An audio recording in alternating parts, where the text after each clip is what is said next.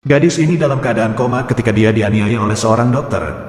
Tetapi dokter memberitahu gadis itu bahwa itu adalah ilusi. Tapi Kimberly berpikir tidak mungkin berhalusinasi. Jadi gadis itu meminta dokter untuk memeriksa kesehatannya. Mereka menemukan DNA orang lain di tubuh Kimberly. Sekarang Kimberly yakin. Jadi gadis itu segera pergi ke polisi. Tetapi mereka mengatakan Dr. Richard telah menjalani profesinya selama lebih dari 10 tahun. Biasanya, dia sangat lembut dan baik hati. Dia tidak bisa melakukan hal seperti itu. Polisi mengatakan kepada gadis itu untuk mengingat kejadian itu dengan hati-hati. Tapi pikiran Kimberly tiba-tiba menjadi kabur. Gadis yang hanya mengingat pertengkaran. Gadis itu terluka dan harus pergi ke rumah sakit. Meski polisi FBI memastikan tidak ada hal seperti itu. Namun pada akhirnya mereka harus mengambil keputusan karena sikap Kimberly tersebut. FBI pergi mencari Dr. Richard dan memberitahunya tentang tuduhan Kimberly terhadapnya. Kemudian mereka akan mengambil darahnya untuk diselidiki. Tapi FBI tidak mengambil darahnya di tempat. Biarkan dia mengambil darahnya sendiri. Ketika dia memberikan darah untuk pencocokan DNA, itu tidak terlihat seperti DNA Kimberly. Polisi tidak terkejut. Karena mereka semua memiliki kepercayaan mutlak pada Dr. Richard. Tidak lama kemudian, FBI pergi mencari Kimberly. Berdiri di depan rekan-rekannya gadis itu mengumumkan berita itu. Dr. Richard tidak melecehkannya. Kalimat ini membuat gadis itu kehilangan muka. Kimberly sangat marah. Terlihat jelas bahwa dialah korbannya. Gadis itu pergi ke kantor polisi untuk menanyai mereka. Sheriff dengan cepat memperhatikan gadis itu. Setelah dia bertanya dengan jelas, dia tahu itu. Memang FBI tidak bekerja sesuai prosedur yang benar. Tapi dia meyakinkan itu. Dr. Richard tidak akan melakukan hal seperti itu. Kimberly tidak percaya. Gadis itu ingin menyelidiki lagi. Gadis itu mengancam kepala polisi. Kimberly akan online untuk menuduh mereka tidak bertanggung jawab. FBI hanya bisa menangani kasus ini. Kali ini, mereka pergi ke Dr. Richard lagi, mengambil darahnya. Tapi dia sangat kooperatif dengan polisi. Hasilnya masih belum sesuai dengan sampel DNA yang ditemukan. Kali ini sheriff adalah pengawasnya. Tidak ada yang bisa ikut campur. Kimberly juga terdiam. Jika penyelidikan berlanjut, gadis itu akan dirugikan. Tapi gadis itu tetap merasa dilanggar. Gadis itu juga melihat wajah Dr. Richard. Ini pasti masalah. Kimberly terus menuntut keadilan untuk dirinya sendiri. Tapi sekarang tidak ada yang peduli dengan gadis itu lagi.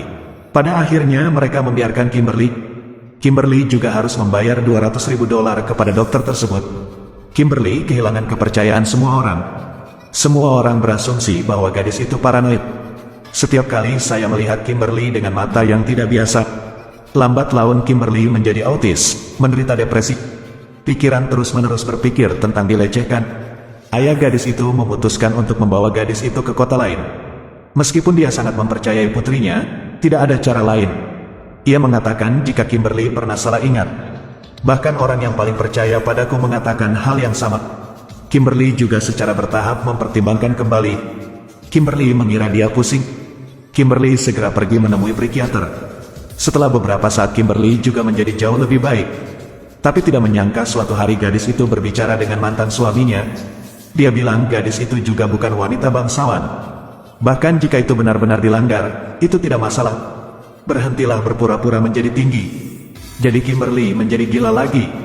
Rupanya gadis itu tidak salah, tapi dia dikritik. Kimberly juga mendengar percakapan itu. Temannya bertanya mengapa dia pindah. Putri Kimberly mengatakan itu karena ibunya berbohong. Kali ini bukan karena diriku lagi. Gadis itu ingin dokter mendapat pembalasan. Jadi Kimberly pergi ke kantor polisi untuk meminta penyelidikan ulang atas kasus tersebut. Tetapi FBI memberitahu Kimberly bahwa kecuali ada bukti. Jadi Kimberly diam-diam pergi mencari detektif itu. Detektif menyusup ke rumah sakit untuk mencari bukti. Tapi Richard sangat licik. Detektif itu kesulitan mengeluarkan air liurnya. Kimberly segera berlari ke lab. Kimberly pun pergi mencari asisten Richard untuk berbicara. Gadis itu pasti tahu suatu rahasia. Kimberly bahkan memperingatkan sang asisten. Hari ini dia melecehkanku, besok dia melecehkanmu. Dia mungkin akan melecehkan putri Anda. Tidak peduli apa yang dikatakan Kimberly, asisten itu tidak akan mempercayainya.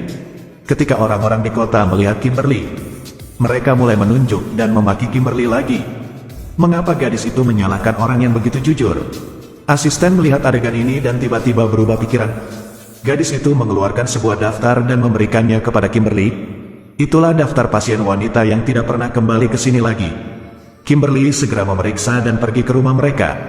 Tetapi ekspresi mereka berubah ketika mereka mendengarnya. Mereka tidak menerima perempuan. Kali ini Kimberly yakin mereka juga pernah mengalaminya.